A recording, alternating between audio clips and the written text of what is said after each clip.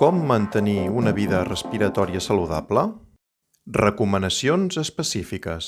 Els àcars dels animals, el pol·len i els fongs poden empitjorar l'evolució de l'asma. Per això us oferim alguns consells per prevenir-ho. Els àcars.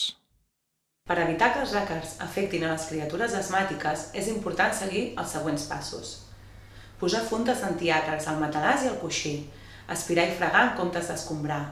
Rentar la roba del llit a 60 graus. Guardar en bosses ben tancades la roba fora de temporada.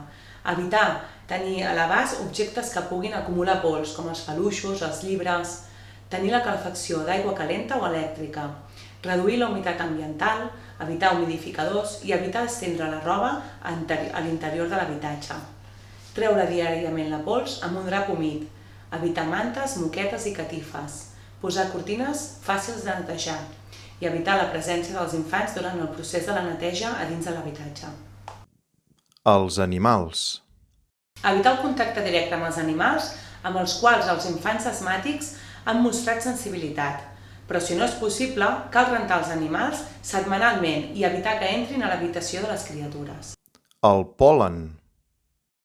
És important que la família us informeu de l'època de pol·linització de la planta o arbre que provoquen al·lèrgia als vostres infants. Quan ens trobem en èpoques de pol·linització, cal mantenir tancades les finestres de casa. Les podem obrir per ventilar a migdia o mitja tarda. Si es viatja en cotxe, s'ha de fer amb les finestres tancades. Evitar els esports i activitats a l'aire lliure. Utilitzar ulleres si hi ha símptomes oculars. Evitar estendre la roba a l'exterior. Millor utilitzar secadora. El pol·len pot quedar molt adherit als teixits. Canviar la roba i dutxar les criatures en arribar a casa. Els fongs. Per evitar que els fongs afectin els infants asmàtics, és important seguir els següents passos. Evitar taques humitats, reduir la humitat ambiental, evitar humidificadors i evitar estendre la roba a l'interior de l'habitatge. Mantenir una bona ventilació, utilitzar calefacció d'aigua calenta o elèctrica i evitar les plantes a l'interior de la llar.